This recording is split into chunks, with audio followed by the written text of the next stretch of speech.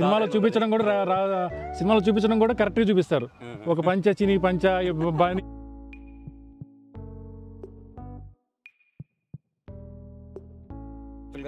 వ్యవసాయం అంటే దీంట్లో నేనైతే డబ్బులు చూడలేదు. చాలా ఇబ్బందులు వస్తాయి అని చెప్పి మేము చాలా విన్నాము. మీకు ఎలాంటి ఇబ్బందులు వస్తున్నాయి ఆర్గానిక్ ఫార్మింగ్ వల్ల? ఫోన్లు చేస్తుంటారు, మేము వ్యవసాయం చేయాలి అంటే రీల్ వేరు రియాలిటీ వేరు, రీల్స్ చూస్తారు.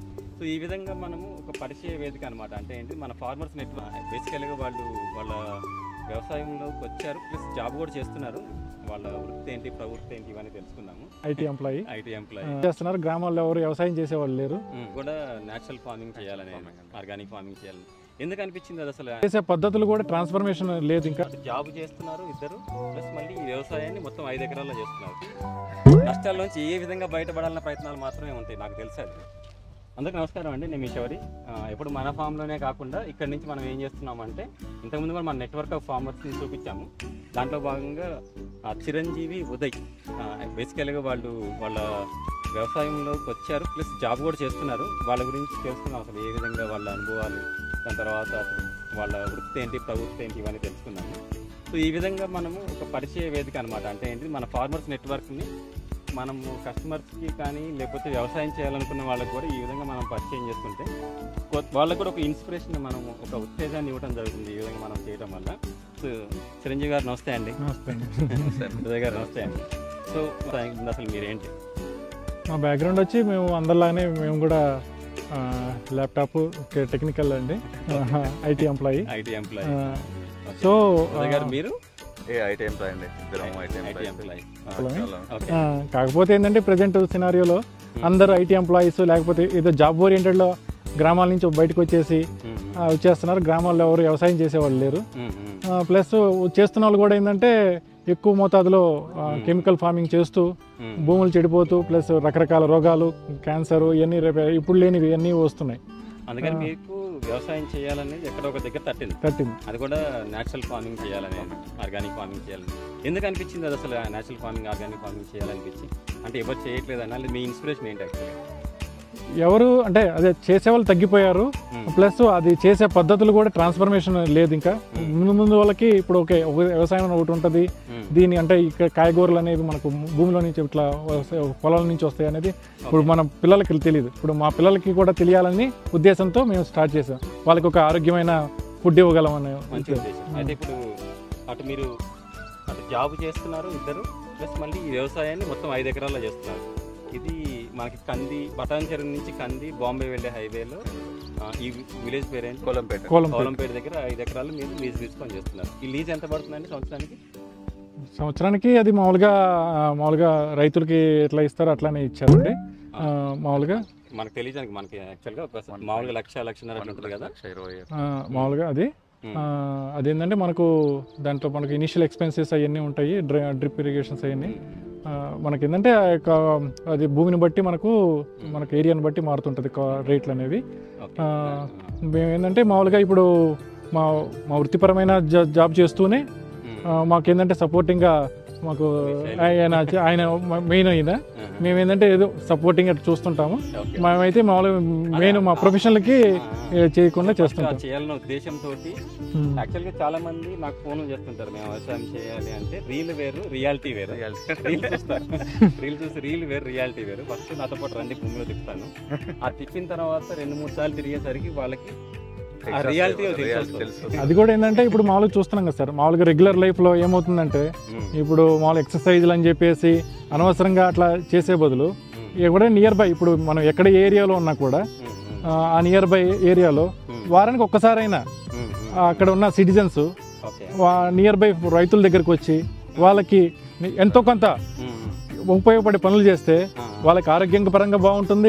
మామూలుగా అక్కడ అనవసరం ఇప్పుడు హెల్తీ ఎన్విరాన్మెంట్, అక్కడెక్కడ క్లోజ్డ్ ఎన్విరాన్మెంట్ లో జిమ్లు ఇవన్నీ చేసే బదులు, వాకింగ్లు పార్కింగ్లు తిరిగే బదులు వారానికి ఒకసారి మా దగ్గరికే కాదు ఇక్కడ నియర్ బై ఫార్మర్స్ చాలా మంది కూడా అక్కడికి వెళ్ళేసి అట్లీస్ట్ స్పెండ్ అసలు భూమిలో ఉన్న ఏ విధంగా పంటలు పండుతుంది, అందులో ఉన్న కష్టాలు ఏంటి, భూమిని దగ్గరగా చూడొచ్చు, రైతులని వ్యవసాయం దగ్గరగా చూడొచ్చు.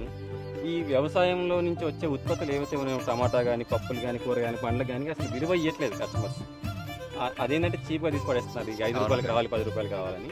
దానికి ఎందుకు విలువ పెట్టి ఇప్పుడు మీరు ల్యాప్టాప్లు కానీ గ్యాడ్జెట్స్ కానీ ఇవి మాత్రం ఎంత అంటే ఎంత పెట్టి కొనేస్తారు. కానీ ఈ దగ్గర వస్తే మాత్రం చాలా కక్కుర్తి పడతాం. మన ఇండియన్ డిఎన్ఏ అంటే మార్చాలి. ఈ విధంగా మనం ఫామ్ విజిట్స్ ఇవన్నీ చేయడం వల్ల ఏంటంటే అది కూడా మారిపోతుంది. అసలు మామూలుగా అసలు ఏంటి అసలు ఎట్లా జరుగుతుంది? ఇప్పుడు టమాటో పంట చేయాలంటే అసలు ఎక్కడి నుంచి మొక్క పెట్టింది కానీ వాళ్ళు కష్టపడేది ఏంటి? ఇప్పుడు ఒక ఆకుకూర రావాలంటే మనం సీడ్ వేసిన కాడి నుంచి ఎంత కష్టం ఉంటుంది అవన్నీ కూడా వాళ్ళకి కాకపోయినా నెక్స్ట్ జనరేషన్ కన్నా వాళ్ళకి తెలియాలి, తెలియాలి. కొద్దిగా మధ్యలో మీరు మీ బ్యాక్గ్రౌండ్ ఐటీ చేస్తున్నారు, మీరు కూడా మీరిద్దరు అసలు మీ పరిచయం ఎట్లా, మీరిద్దరు ఏ విధంగా చూసుకుంటారు వ్యవసాయాన్ని? మేమిద్దరం కలిసి దాదాపు 5 years నుంచి అండి ఫ్రెండ్స్ ప్లస్ ఒకే కంపెనీలో చేసాం. ఓకే. సో అక్కడ నుంచి ఇట్లా కంటిన్యూ అవుతున్నాం. ఓకే. సో చిరంజీవి గారు స్టార్ట్ చేశారు ఫస్ట్. నాకు ఉండేది చిన్నప్పుడు మా ఫాదర్తో వెళ్ళి పొలంలో అలా అన్ని చేసేవాళ్ళం. ఓకే. సో చదువుకోవడం బయటకు వచ్చేసి చదువుకున్నాం, అప్పటి నుంచి ఛాన్స్ రాలేదు. సో ఇప్పుడు ఏదో చేద్దాం కనీసం పిల్లలకన్నా నెక్స్ట్ నేర్పిద్దాం అన్నట్లు మా పేరెంట్స్ నేర్పించారు అప్పుడు. సో మా పిల్లలు కూడా అట్లీస్ట్ తెలియాలి ఏం జరుగుతుందని. వస్తారా పిల్లలతో? వస్తామండి ఖచ్చితంగా. మా వాళ్ళ పిల్లలు వచ్చి చేస్తారు, పని కూడా చేస్తారు. వచ్చి చిన్న పిల్లలే కానీ బాగా వాళ్ళకి తెలుస్తుంది చుట్టూ మట్టిలో ఆడుకోవడం. మట్టిలో ఆడుకోవడం వల్ల మనకి యాక్చువల్గా మనం చాలా హెల్దీగా కూడా ఉంటాం.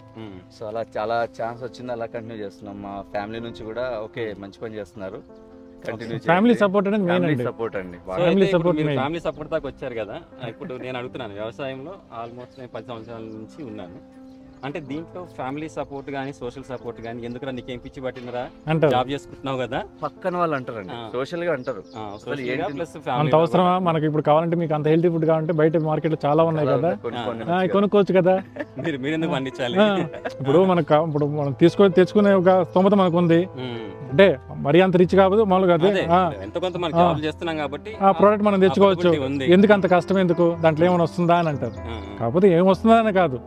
ఆర్గానిక్ ఫార్మింగ్ లో ఇప్పుడు ఫార్మింగ్ వాళ్ళకి రైతులు ఎట్లా ఇబ్బంది పడుతున్నా అందరికి తెలిసింది. దానికి మనం ఏం స్పెషల్గా మనం ఏం చెప్పక్కర్లా.